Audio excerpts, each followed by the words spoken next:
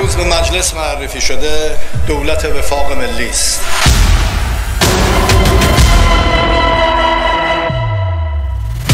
آمریکا که تو رأس این تهدید است. Tehran में हुई midnight meeting. Iran के राष्ट्रपति ने पेश किया युद्ध प्लान।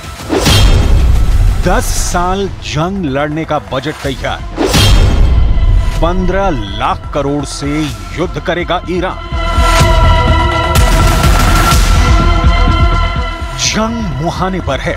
बंदूकें शस्त्रागार से निकल चुकी हैं। तोपें बॉर्डर पर तैनात कर दी गई हैं। बारूद बिछाया जा चुका है। सिपाहियों ने घर अलविदा की चिट्ठी लिख दी है। मतलब माहौल खौल रहा है। ईरान मांग रहा है बदला।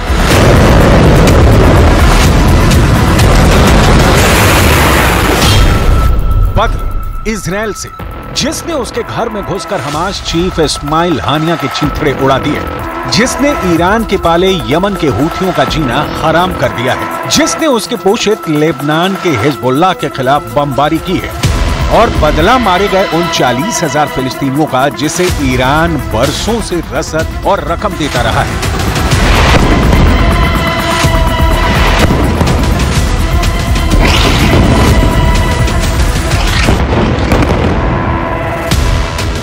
पूरी तैयारी है ईरान की।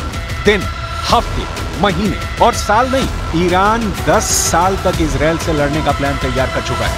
ईरान के नए राष्ट्रपति को सुनिए और समझिए कि जिस फंडिंग की उन्हें दरकार है वो उसका क्या करने वाले हैं।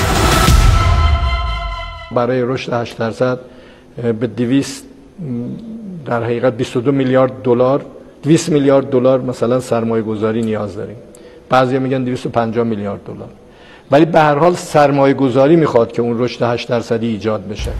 اینجا هستن برای اینکه مشکل مردم सुनने में किसी देश को रकम की जरूरत बहुत सामान्य है, लेकिन इसकी टाइमिंग समझिए, जिससे क्लियर हो रहा है कि ईरान इतने पैसों से क्या करने वाला है। इसे समझने के लिए आपको इजराइल और ईरान की सैनिक ताकत के सबसे अहम पहलू को समझना होगा। वर्ल्ड ऑफ स्टैटिस्टिक के आंकड़ों के मुताबिक ईरान का रक्षा बजट 9.95 अरब डॉलर यानी करीब 83,000 करोड़ रुपए का है। इजराइल का रक्षा कवच कहे जाने वाले आयरन डोम की लागत करीब 3 लाख करोड़ रुपए है। इस हिसाब से जितना ईरान का रक्षा बजट है उससे 3 गुना से ज्यादा कीमत सिर्फ इजराइल के आयरन डोम की है।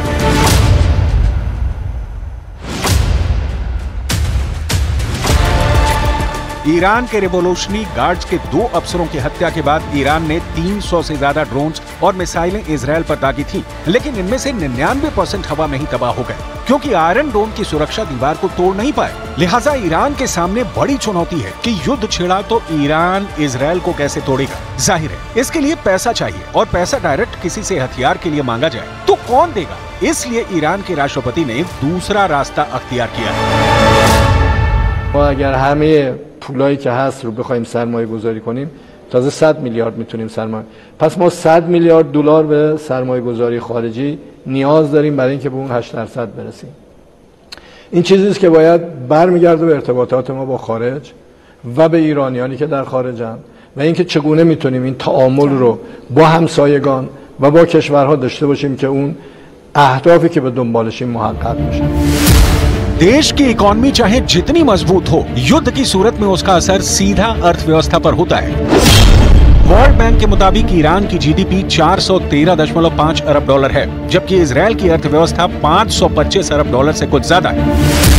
इतने बड़े आर्थिक फर्क के साथ जंग में जाना ईरान के लिए भारी पड़ सकता है। इसलिए ईरान पैसा जुटा रहा है, इतना पैसा कि जंग जब छिड़े तो उसकी इकोनॉमी औंधे मुंह गिरे नहीं, उसे सैनिकों के साजो सामान खरीदने के लिए पैसों का कोई टोटा ना पड़े। अब सवाल है कि ईरान को पैसा देगा कौन? वो भी लाख 2 लाख करोड़ नहीं, बल्कि 15 लाख करोड़। क्या रूस करेगा ईरान को पैसों की मदद? क्या तुर्की से मिलेगा ईरान को पैसा?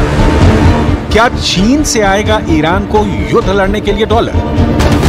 या उत्तर कोरिया करेगा पैसों की जगह हथियार से ईरान की मदद?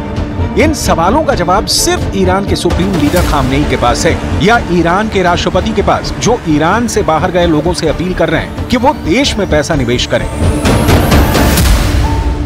ما ایرانیانی که خارج داریم خیلی هاشون دلشون برای این مملکت میتپد. به هر دلیلی ما اونا رفتند و از ما ناراضی हैं। ईरान इस वक्त कई मुश्किलों से जूझ रहा है। आर्थिक स्थिति बेहद खराब है। अंतर्राष्ट्रीय प्रतिबंधों की वजह से अर्थव्यवस्था पूरी तरह चरमरा गई है। तेल का निर्यात ईरान की अर्थव्यवस्था की जीवन रेखा है, लेकिन ट्रंप ने 2018 में ही ईरान के साथ हुई न्यूक्लियर डील से अमेरिका को बाहर कर लिया था। इस डील को तोड़ने के बाद ट्रंप ने ईरान पर कई नए तेल निर्यात और अंतर्राष्ट्रीय बैंकिंग जैसे प्रतिबंध लगाए थे। डोनाल्ड ट्रंप के कार्यकाल के दौरान ईरान करीब 3 लाख बैरल तेल बेच रहा था, जो कि उसके आवश्यक वस्तुओं के आयात के लिए काफी कम था। जो बाइडेन के पद संभालने के बाद ईरान ने अपने तेल निर्यात में लगातार वृद्धि की। ईरान इंटरनेशनल की रिपोर्ट के मुताबिक अब ईरान प्रतिदिन 1.5 मिलियन बैरल तेल का निर्यात कर रहा है, जिससे सालाना करीब $30 बिलियन की कमाई करता है। प्रतिबंधों के बावजूद ईरान चोरी से अपना तेल बेचकर जरूरतें पूरी कर रहा है। इस काम में चीन उसका साथ दे रहा है। ईरान के कुल एक्सपोर्ट की 80% हिस्सेदारी चीन में जाती है। चीन ईरान से 15 लाख बैरल तेल हर दिन खरीद रहा है। ईरान के पास अच्छी क्वालिटी का तेल है, लेकिन बैन मुसीबत बना हुआ है। ऐसे में नए राष्ट्रपति की कोशिश है कि परमाणु बम बनाने के जिन आरोपों के चलते बैन लगा है, अमेरिका से उसमें ढील मिले। चीन और रूस जैसे देश इसमें उसका साथ दें, लेकिन ये कहां तक संभव है, ये एक बड़ा सवाल है। और इस बीच ईरान अरब वर्ल्ड में जिस लीडरशिप की चाहत रखता है, वो भी खतरे में पड़ गया है। कारण है इजरायल का ईरान के खिलाफ एक्शन, जिसमें इजरायल का साथी है अमेरिका। अमेरिका ईरान की ताकत से इसलिए भी परेशान है क्योंकि उसका दोस्त इजरायल खतरे में पड़ सकता है। इस बीच ईरान ने मिसाइल शक्ति को लेकर बड़ा दावा किया है। ईरान की मिसाइल शक्ति के बारे में दावा करने वाले ईरानी सैन्य कमांडर का नाम ब्रिगेडियर जनरल अब्बास अजीमी है, जो उत्तर पश्चिम ईरान में सेना वायु रक्षा बल के कमांडर हैं, जिनका कहना है कि सतह से हवा में मार करने वाली मिसाइलें यानी सैम की रेंज के मामले में ईरान शीर्ष 6 देशों में शामिल हो गया है।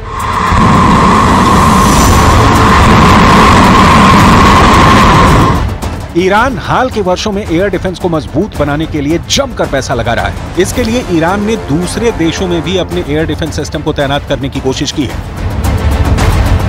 ईरान ने इराक, सीरिया, लेबनान और यमन सहित दूसरे समूहों और देशों को भी मिसाइल टेक्नोलॉजी निर्यात की है। ज्यादातर ईरान समर्थित मिलिशिया समूहों की एयर डिफेंस शक्ति सीमित है, लेकिन हाल के दिनों में वो तेजी से अपनी क्षमता बढ़ा रहे हैं।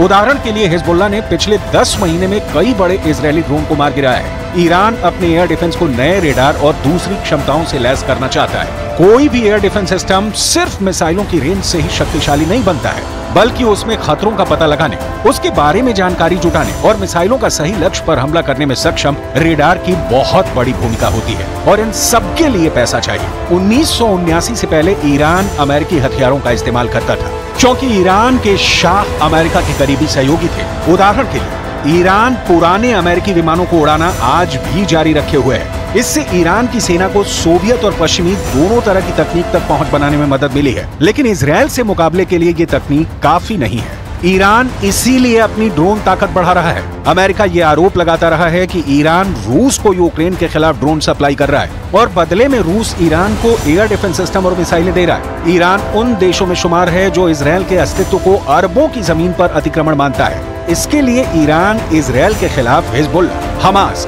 और हूथी विद्रोहियों को हर संभव मदद करता है।